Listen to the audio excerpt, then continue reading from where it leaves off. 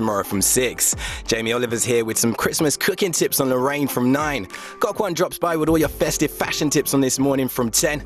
And actor Greg Wise joins the Loose Women tomorrow here from 12:30.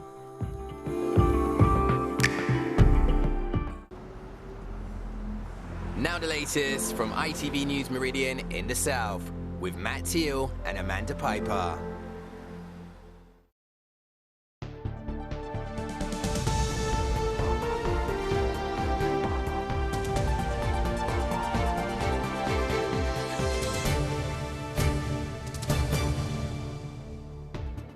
Hello there, welcome to ITV News Meridian. Tonight's headlines in the South. Saved in time for Christmas, but what's the future for a Southampton service that provides meals for those most in need? I think it's a project that's really worthwhile. We have a solution for now. It solves Christmas this year, but for the new year, who knows?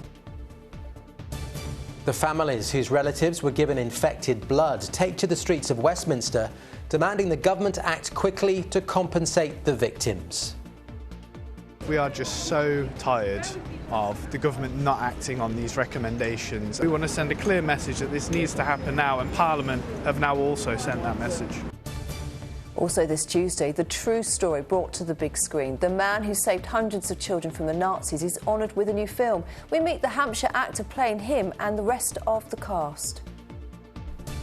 And I'd say we'll all need our wellies to hand over the next few days. Some significant rain on the way. I'll be back later with all the details.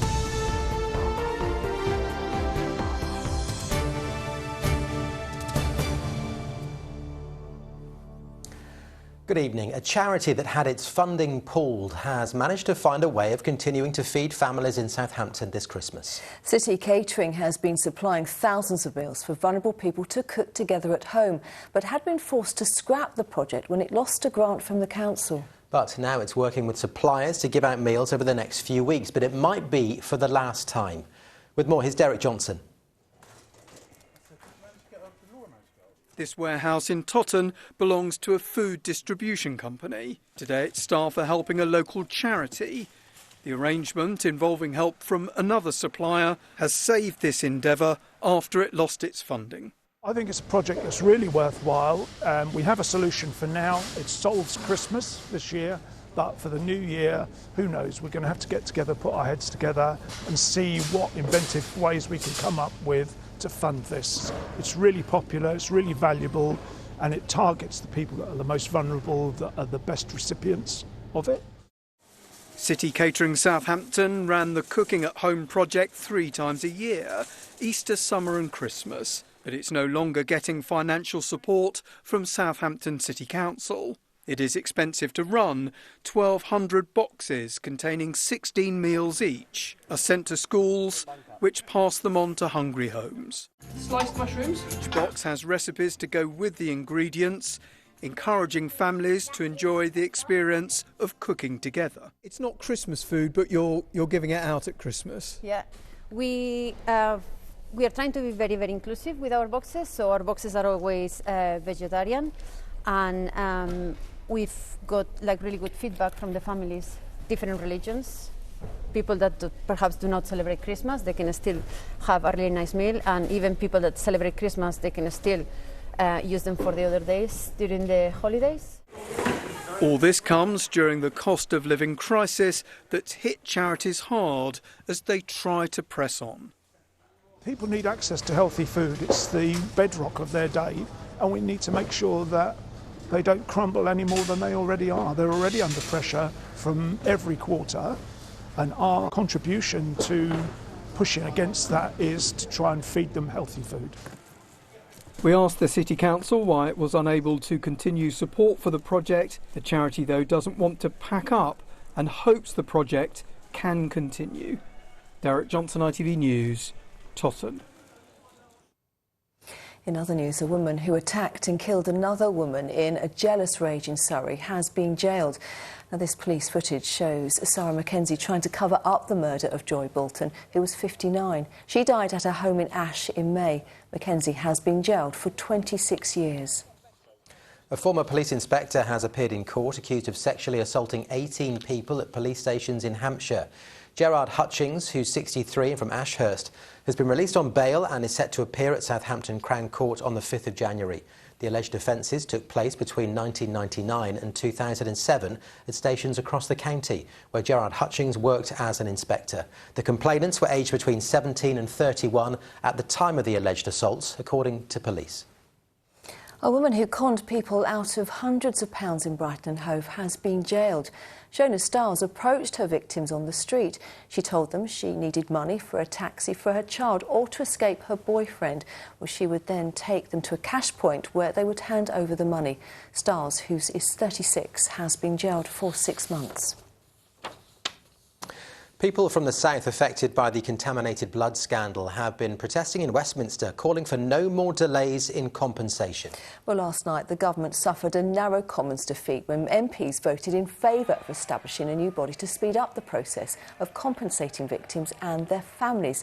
22 Tories rebelled, including local MPs Sir Peter Bottomley, Tim Loughton and Robert Buckland. Well, our reporter Rachel Hepworth joins us in the studio now. Rachel, we've been following the story for so long. Is this a huge step forward for the campaigners? Well, it is definitely a step in the right direction, but you're absolutely right. This has been going on for decades. And, you know, they've been calling for reparation and acknowledgement since the first infections of HIV and hepatitis back in the 1970s and 80s. Since then, nearly 4,000 people have died, with many thousands more families impacted across the south. Well, today they took their fight to Westminster to protest at what they see as the government dragging its heels. The government's already agreed the moral case for compensation, and some victims have received payouts, but there's been nothing for parents or children like Jason Evans, whose father Jonathan was given infected blood in Oxford and died from AIDS when Jason was little.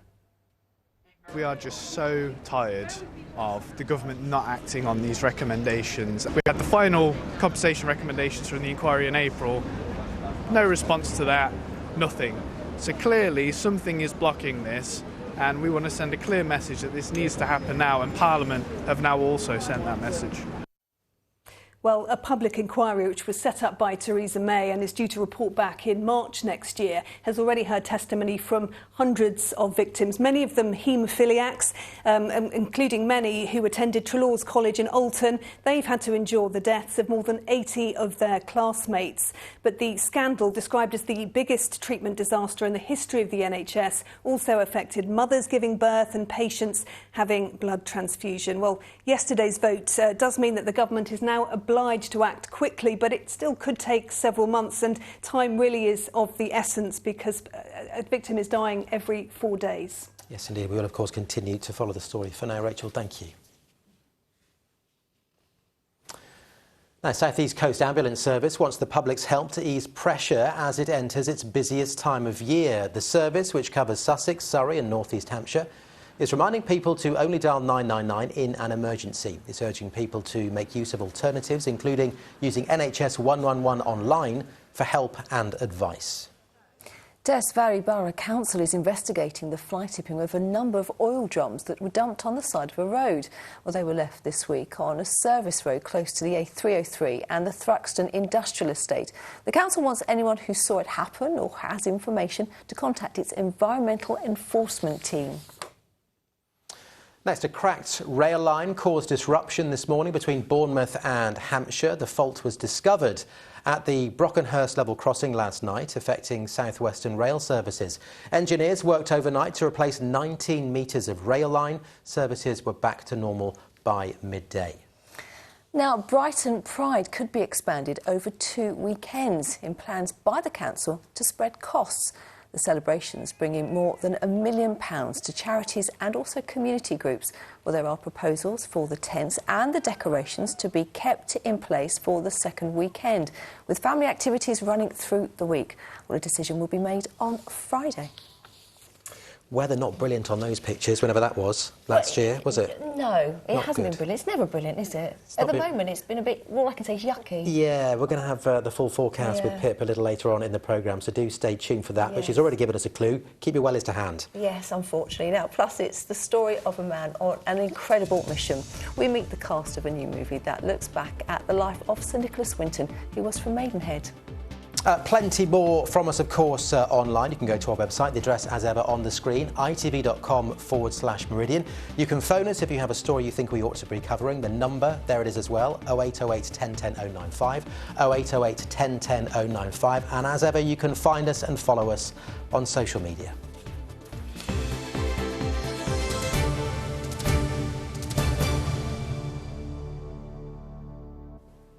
Next, to the challenge of finding somewhere to live if you're renting, which it's claimed is even harder for some simply because of the colour of their skin.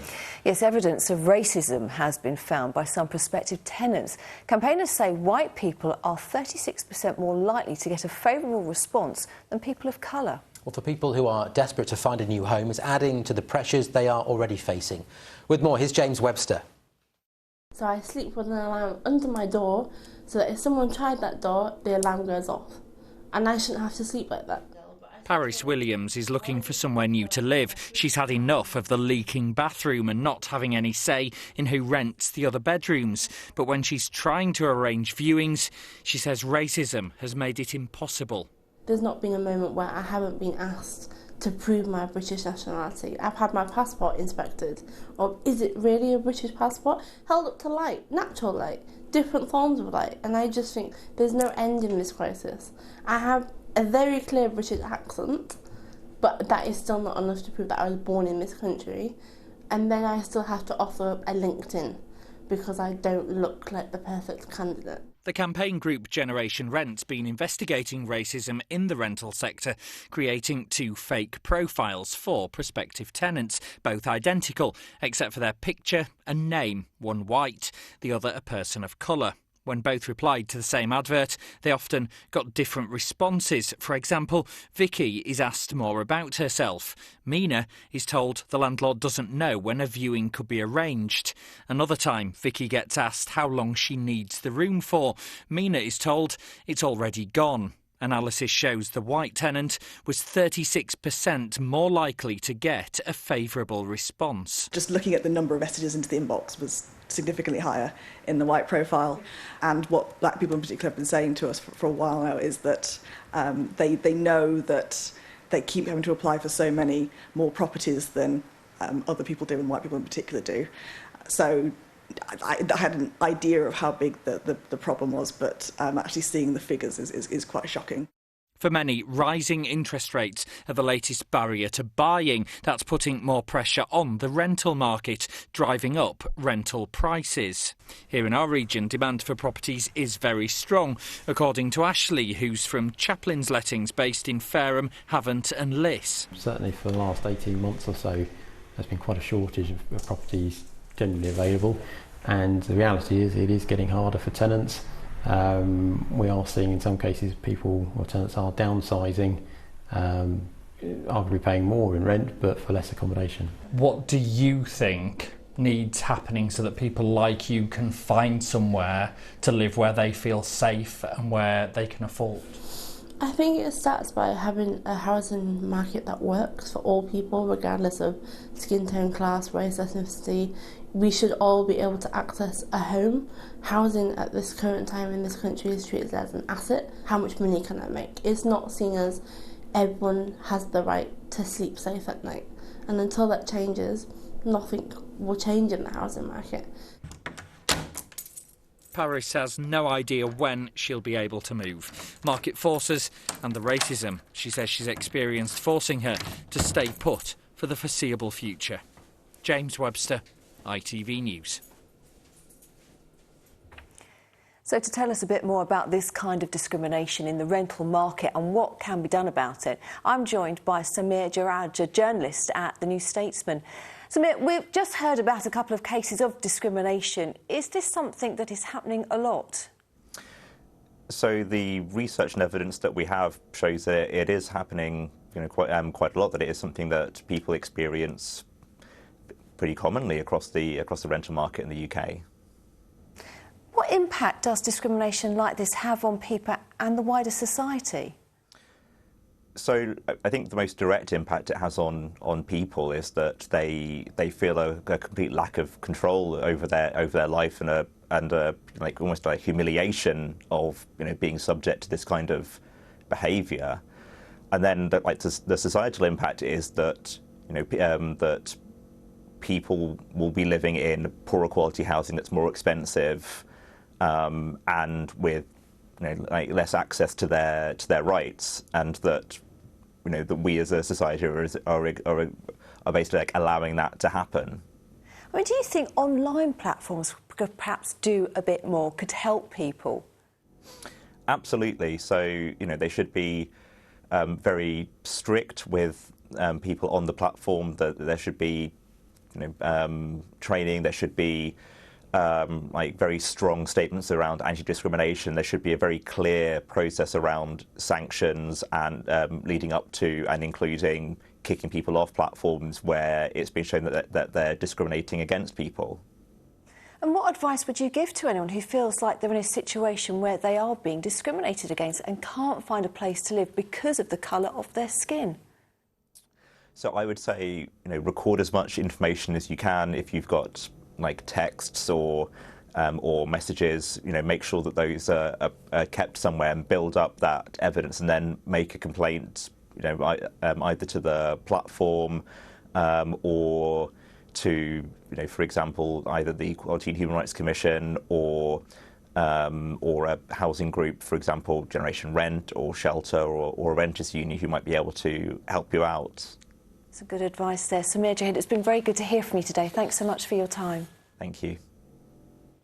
Well, in response to some of the issues raised in this story, a spokesperson for the Department for Levelling Up, Housing and Communities told ITV News racial discrimination is illegal and has no place in a fair and modern private rented sector.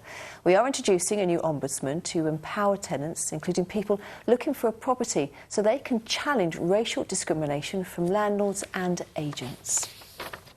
Now, the ITV Evening News continues with the national and international news at 6:30. With the details for us is Mary Nightingale. Coming up on the programme, junior doctors are returning to the picket lines again. They'll walk out in the run-up to Christmas and again in January. We'll explain how the strikes could impact you. The third Home Secretary in 18 months lands in Rwanda to salvage the scheme to deport illegal migrants. But will it ever take off? And the royal red carpet is rolled out to celebrate the final instalment of The Crown. Would you join me for those stories and more at 6:30? We certainly will. Now, Snow Patrol, Fatboy Slim, Jamie T, Biffy Clyro, just some of the acts that have been announced for Victoria's Festival 2024. Isle of Wight band Wet Leg, Becky Hill, Jess Glynn and One Direction's Louis Tomlinson are also on the lineup for next summer. The festival, set on South Sea seafront, takes place across the August bank holiday weekend and also has sets of comedians and family activities as well. A GP from Dorset has won the best international mullet haircut at an event in Australia.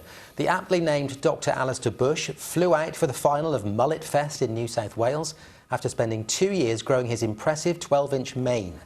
Alistair grew his hair during lockdown, when visits to the barber were of course banned. He got his long locks cut off after the competition and said he's raised over £1,900 for Testicular Cancer UK during his hair challenge. Beautiful. Yeah, a lot of locks there.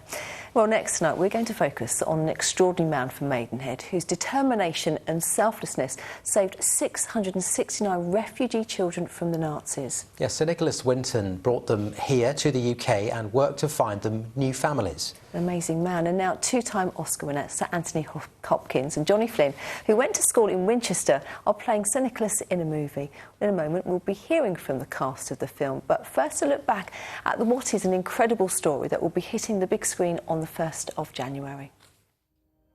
In 1938, a 29-year-old Nicholas Winton had been working as a stockbroker in London. He took some time out to visit a friend who was doing welfare work at a refugee camp in Prague. And after seeing the desperate situation firsthand, he made it his mission to help. In total, Nicholas, or Nicky as he was known, organised the rescue of 669 children, many of them Jewish, from Czechoslovakia, sparing them from the horrors of the Holocaust when the Second World War broke out. The whole thing, quite frankly, is all so terrible that even in retelling it, you can't believe it happened. And how one makes the Holocaust really live in people's memories. I think it's difficult because it's almost impossible even today to believe that it ever happened. After the war, Nicky's rescue efforts remained virtually unknown. His story was featured on the BBC television show That's Life, and Esther Rantzen surprised him with surviving children, now adults. This their first time being reunited with their rescuer. Can I ask, is there anyone in our audience tonight who owes their life to Nicholas Winton? If so, could you stand up, please?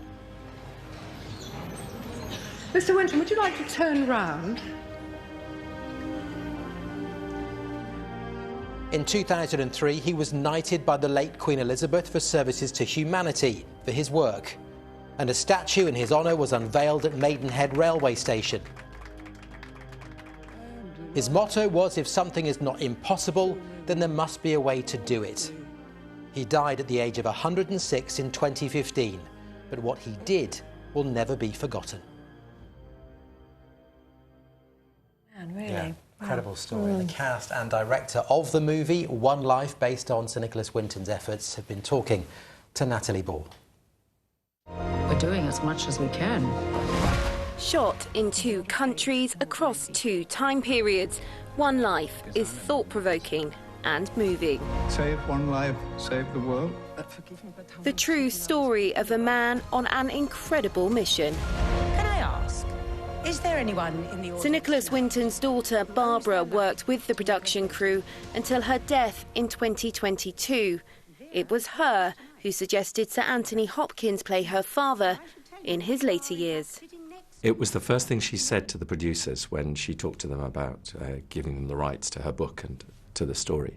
It was sort of on the condition that Sir Anthony Hopkins gets to play him. As the producer said, that's a pretty high bar you're setting right there. But he did, he has, and he's brilliant. I really hope she would have been proud and pleased with it. Do you ever think about the children and what happened to them? What did you know about Nicholas Winton before you started work on this film? Hardly anything. I'd seen the clip of his appearance on That's Life in the 80s, but I didn't know anything beyond that. It was amazing to learn the details of the operation in 1939 and how hard it was, and the kind of ingenuity that he had to employ. Your character, Doreen, also was a key figure in those rescues. What was it like filming in Prague and bringing that story to life? It was incredible because we filmed large portions of the film in the actual places where the British Committee for Refugees actually worked. So the central train station in Prague, where the refugees were boarded onto trains to be transported across Europe to safety in Britain, is where we actually shot those scenes. And it was very eerie and very powerful. Anthony Hopkins plays the older Nicky. How did you make sure that the transition between the younger Nicky, who you play, and the older Nicky flowed as well as it did? Well, thank you. I watched Anthony film some of his scenes. It's important to spend time together, even though you're not going to share a scene. So I was watching his mannerisms and his sort of rhythms, and Nicky was so humble and sort of frustrated at bad behaviour, and that was really evident in Anthony's performance, which was great to watch. Hello. Hello. There's a scene, the That's Life scene, and in that scene are some very special extras. Tell me about that. And one of the producers had this idea that we invite the audience we invite to the audience some of the original Kinder or their descendants. And it's particularly the children of the children that Nicholas rescued that make up that audience. So at the moment that the actress playing Esther Rantzen says, if anyone else in the studio owes their life to Nicholas Winton, would you stand? The people that stand really do. And you can see, if you study the emotion, these are not ordinary supporting actors. They're feeling it here. The process... Our first group consists of 20 children who are in the most dire need. They will arrive by train into Liverpool Street Station in 2 weeks' time. Yes. 2 weeks. A fortnight. Helena Bonham Carter plays your mother in the film. Yeah. What was it like working with her? I mean, she's incredible. She's everything that you hope she will be. She's incredibly funny and kind and just gorgeous. So I loved working with her and getting to become friends. We've been in touch a lot since, and she's great. What do you hope people take away from this film? I hope people take away a sense of possibility. That you can't just say those problems are too big for me to have any impact on them. What Nicholas tells you with his story is that you do the little bit that you can, and there may be a tremendous impact, huge ripples. Why are you doing this, Mr. Winton? Because I may be able to do something about it. I must. Go, now.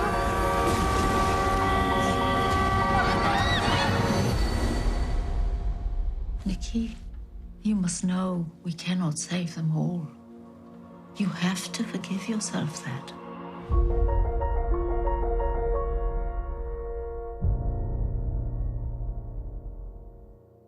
That looks good, doesn't it? I've got goosebumps. It really, Yeah. I saw an interview with Sir Nicholas. It was a half-an-hour interview, and they summed it up. He was such a humble man, but so fascinating. But he did give hope and life to so many people. Amazing. Just, we'll be seeing that film. Got to see it. Got to see it, definitely. Well, someone else we like to see as well. Pip has joined us. And Pip, December, it's been a little bit of a soggy one, hasn't it? It has been very soggy as the start of December goes. We have had an awful lot of rain and the totals are really totting up. Let's take a look at some of the numbers that have been coming in on the rain gauges around the region. So Duncton topping the league there, 57.6 millimetres. To put that into context, for West Sussex, that's over half of what we'd expect for the whole of December. And you can see by that table, you know, it's the same sort of story across the likes of Hampshire into Dorset. Way more rain than we should really be seeing just 5 days into the month. And is there still more to come? That's not an accusation, it's just it's a question. Yeah, there is still quite a bit more to come. Something of a respite tonight and tomorrow, but Thursday, Friday, Saturday, more rain. This is the scene midday Thursday, so low pressure winding up out towards the west there. The isobars squeezing together, so quite windy, and you can see that next batch of rain on the way. As a result, the Met Office have a yellow warning coming into force midnight Wednesday into Thursday, and that will last through much of Thursday itself. So the risk of some disruption and the potential for some flooding as well. Of course, we are coming off the back of a very wet autumn. The ground is saturated, the river levels are high. So this is the floodline number if anyone is at all concerned today or in the next few days. 0345 988 1188, and that runs 24 hours. So I'm really fed up with the mud, I have to say. The muddy dogs are not fun. Just going off that, you know, the flooding and the weather. We're counting down to Christmas. It's the 5th of December.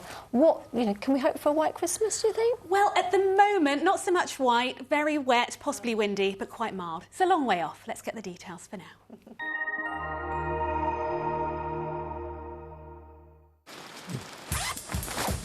Whatever the weather, it always feels like home.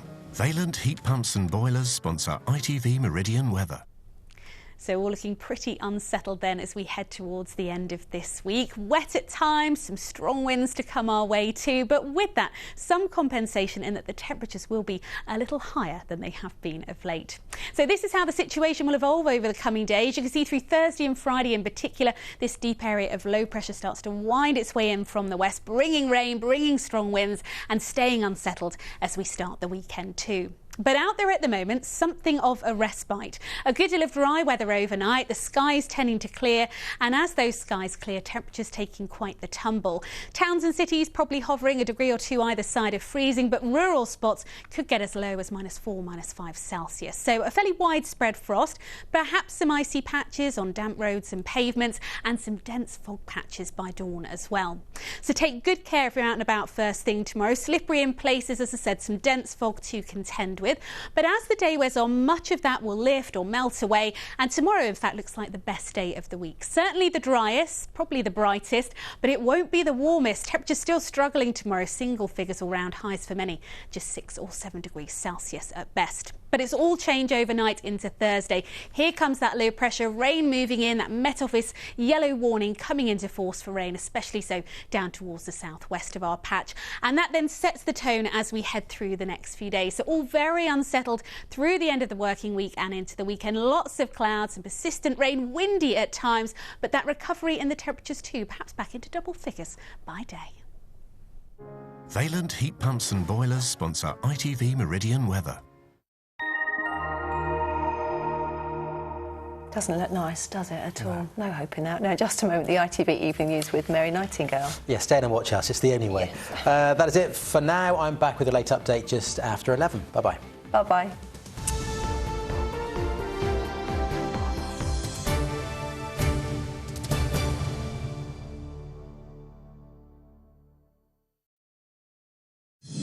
Another strike by England's junior doctors after weeks of pay talks break down.